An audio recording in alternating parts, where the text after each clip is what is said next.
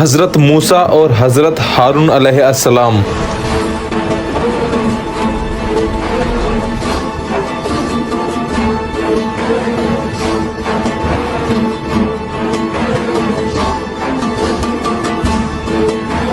अभी तक जो हमने वीडियो देखी थी वो देखी थी कि कैसे फिरौन ने जुल्म इतना ज़्यादा करा था कि हज़रत मूसा अलैहिस्सलाम ने उसकी कौम के ऊपर अजाब की दुआ करी थी अल्लाह से। और अब हम पढ़ेंगे कि अल्लाह की तरफ से वो कौन कौन से अजाब थे जो फिरौन की कौम के ऊपर आए थे। हम पढ़ेंगे आगे का।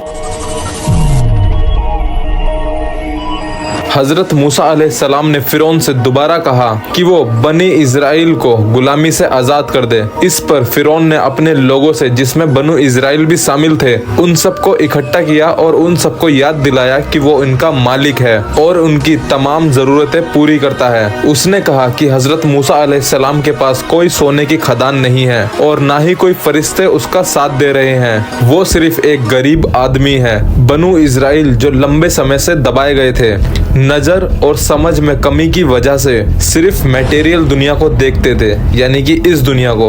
उन्हें अपने हकीम की दौलत और उनकी दुनियावी जरूरतें पूरी करने की सलाहियत का पता था। इस जहालत में उन्होंने फिरौन की बात मानी और हजरत मूसा अलैहिस्सलाम के बुलावे को नजरअंदाज किया। अल्लाह पाक ने हजरत मूसा अलैहिस्सलाम को हुक्म दिया कि वो फिरौन को इस दुनिया में सजा की धमकी दे, उसकी लायकीनी यानी कि यकीन ना करने की, और बनु इज़राइल के जुल्म से, मतलब कि फिरौन ने जो जुल्म करा था उसका काउंटडाउन चालू हो चुका था। अल्लाह पाक ने एक निशानी के तौर पर यह दिखाया कि दरियाए नील का पानी अपने किनारों से नहीं चढ़ा। दरियाए नील जो इस वक्त इजराइल और इजिप्ट के बीच की नदी है, और वो नदी अक्सर पानी से भरी हुई होती थी। इसकी वजह से फसल खराब हुई जो कि भूख का सबब बनी। लेकिन फिरौन अब भी घमंडी रहा तो अल्लाह ने एक बड़ा सावन भेजा जिसने जमीन को तबाह कर दिया। जब भी उन लोगों पर कोई तकलीफ आती वो हजरत मूसा अलैहिस्सलाम से दरख्वास्त करते, ऐ मूसा अलैहिस्सलाम, अपने रब से हमारे लिए दुआ करें क्योंकि उसने तुमसे वादा किया है,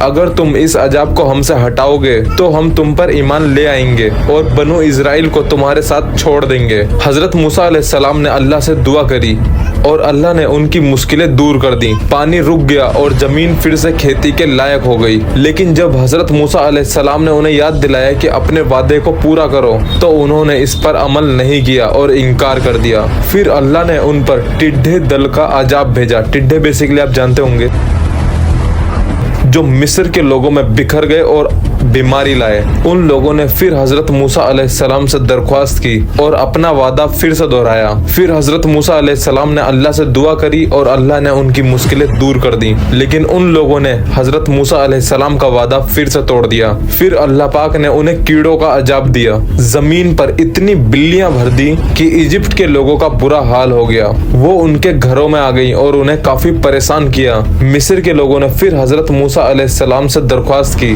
और उन्हें वादा किया कि वो बनु इज़राइल को उनके साथ छोड़ देंगे। फिर हजरत मूसा अलैहिस्सलाम ने अल्लाह ताला से दुआ की और उनके अजाब को अल्लाह पाक ने दूर कर दिया। लेकिन उन्होंने फिर से अपना वादा तोड़ दिया और मूसा अलैहिस्सलाम की बात नहीं मानी। फिर अल्लाह पाक ने आखिरी निशानी दिखाई जिसमें दरियाए नील का पानी खून में तब्दील हो गया। लेकिन जब हजरत मूसा अलैहिस्सलाम इस पानी को पीते थे तो उन्हें ये पानी आम लगता था। लेकिन अगर कोई और इस पानी को अपने प्याले में भरे तो वो पानी खून से भरा हुआ होता था। वो फिर हजरत मूसा अलैहिस्सलाम के पास दौड़ते हुए आए। लेकिन जैसे ही सब कुछ नॉर्मल होता वो अल्लाह को भूल जाते। अल्लाह पाक ने फरमाया, हमने फिरौन के लोगों को सूखा और फसलों की कमी से अजाब दिया ताकि वो याद रख सकें। लेकिन जब भी उन्हें अच्छी बातें मिलती वो कहते ये हमारा है, और अगर कोई मुश्किल आती तो वो हजरत मूसा अलैहिस्सलाम और उनके साथियों पर बुरे इल्जाम लगाते। लेकिन इनकी बुराई तो अल्लाह के साथ थी, लेकिन इनमें से ज्यादा नहीं जानते। फिरौन और भी घमंडी और रूड होता गया।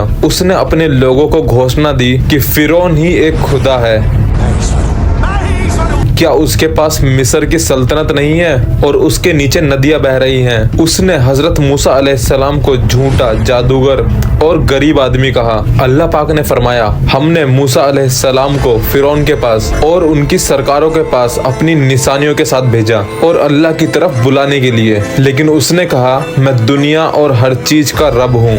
जब हजरत मूसा अलैहिस्सलाम उसके पास निशानियां लेकर गए तो वो उनका मजाक उड़ाते रहे। ऐसा लग रहा था कि फिरौन कभी कभी मूसा अलैहिस्सलाम की बात नहीं मानेगा और ना ही बनु इजराइल पर जुल्म करना बंद करेगा। इसलिए हजरत मूसा अलैहिस्सलाम ने अपने रब से दुआ करी, हमारे रब, तुमने फिरौन और उसके लोगों को दुनिया की जिंदगी में ज्यादा दौलत और शान दी है ताकि वो लोगों को तेरी राह से भटका दें। हमारे रब उनकी दौलत को तबाह कर दे और उनके दिलों को सख्त कर दे ताकि वो ईमान ना लाएं जब तक वो बुरा अजाब ना देख लें। अल्लाह पाक ने कहा, तुम दोनों की दुआ कबूल हुई। ए मूसा और हारून अलैहिस्सलाम, तुम दोनों सीधे रास्ते पर चलो और उन लोगों की राहों पर नहीं जाओ जो सच्चाई को नहीं जानते। अल्लाह पाक ने हजरत मूसा अलैहिस्सलाम को हुक्म दिया कि वो अपने लोगों को मिस्र से ले जाएं, लेकिन उनके लोगों में से कुछ लोगों ने ही इस चीज पर ईमान लाए। अल्लाह पाक ने फरमाया, लेकिन उनमें से कोई भी हजरत मूसा अलैहिस्सलाम पर ईमान नहीं लाया, सिर्फ उन लोगों की औलाद के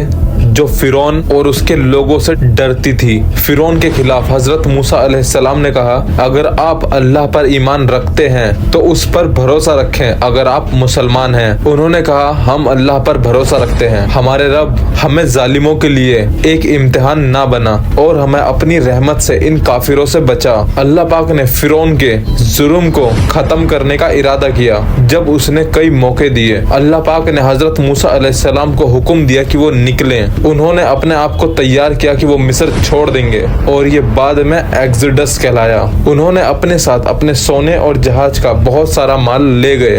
रात के अंधेरे में हजरत मूसा अलैहिस्सलाम ने अपनी कौम को लाल समुंदर की तरफ ले जाना शुरू किया, यानी कि रेड सी की तरफ, और सुबह तक वो समुंदर के किनारे पहुंच गए और तब तक फिरौन को उनके जानने की खबर मिल चुकी थी और उसने उनका पीछा करने के लिए एक बड़ी फौज तैयार की।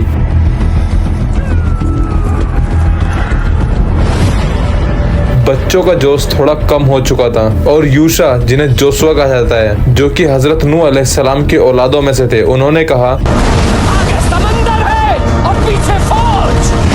हमारे सामने समुंदर है जो गुजरने लायक नहीं है और पीछे दुश्मन है, हमारा मरना तो तय है। हजरत मूसा अलैहिस्सलाम ने हुक्म दिया कि वो अल्लाह से आगे आने वाले हुक्म का इंतजार करेंगे। उनकी बातें उन लोगों में थोड़ा उम्मीद जगा रही थी, लेकिन इंसान हमेशा रिजल्ट का इंतजार करता है। वो लोग फिर से गुलामी में लौटने के लिए तैयार हो रहे थे। तब अल्लाह पाक ने हजरत मूसा अलैहिस्सलाम को हिदायत दी कि अपनी लाठी जमीन पर मारो। हजरत मूसा अलैहिस्सलाम ने जैसे ही ये किया, एक तेज हवा चली, धूप चमकती रही और अचानक समुंदर दो हिस्सों में बट गया। लहरें उनकी तरफ पहाड़ की तरह खड़ी हो गईं। हजरत मूसा अलैहिस्सलाम ने अपनी कौम को समुंदर के पार ले जाना शुरू किया। ये चमत्कार हजरत मूसा अलैहिस्सलाम के दावे को और भी ज्यादा क्लियर कर रहा था, बेशक मेरा रब मेरे साथ है। तो जब उन्होंने पीछे देखा तो उन्होंने देखा कि फिरौन और उसकी फौज उनके पीछे आ रही है। उन लोगों ने बहुत डर और घबराहट के साथ हजरत मूसा अलैहिस्सलाम से दुआ करने को कहा कि अल्लाह समुंदर को बंद कर दे, लेकिन अल्लाह ने फिर से हजरत मूसा अलैहिस्सलाम को समुंदर पर लाठी मारने नहीं दी, क्योंकि अल्लाह का हुक्म पहले से ही अमल में था। फिरौन और उसकी फौज ने इस चमत्कार को देखा कि कैसे एक समुंदर खुल गया, लेकिन वो खुद को नकारने वाले थे। इसलिए फिरौन ने अपने लोगों से कहा, देखो समुंदर मेरी हिदायत पर खुला है ताकि मैं इन बागियों का पीछा कर सकूं।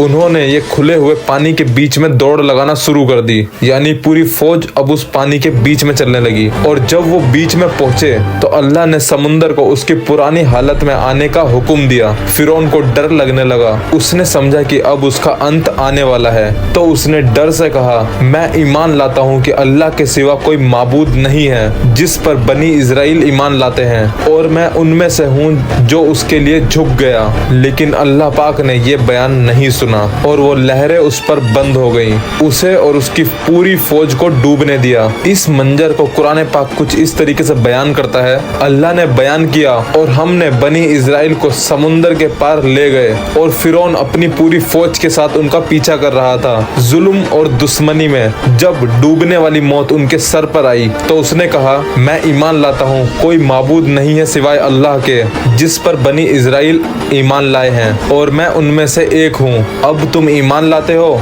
जब तुमने पहले ईमान नहीं लाया और तुम मुफस्सिदीन बुराई करने वालों में से थे। तो आज हम तुम्हारी लाश को समुंदर में से बाहर निकालेंगे ताकि तुम उन लोगों के लिए निशानी बन जाओ जो आते हैं। और हकीकत ये है, इंसान में से बहुत से हमारी निशानियों से गाफिल हैं। इट मीन्स कि अनजान हैं। फिरौन की तैरने की ताकत को खत्म कर दिया गया और लहरें उसकी लाश को पश्चिमी समुंदर के किनारे फेंक देती हैं। इजिप्शियन लोगों ने उसे देखा और जाना कि उसका जो माबूद है, यानी कि जो उनका किंग था जिसे वो लोग पूजते थे, वो सिर्फ एक ऐसा गुलाम था जो अपने साथ से मौत को भी नहीं हटा सकता था। लेकिन मूसा अलैहिस्सलाम और उनकी कौम यानी कि बनी इजराइल के लोग वो समुंदर पार कर चुके थे और अब वो सेफ हैं। लेकिन एक मिनट, क्या वो लोग जिनके लिए हजरत मूसा अलैहिस्सलाम इतने वफादार रहे, क्या वो लोग सच में इतने वफादार निकले?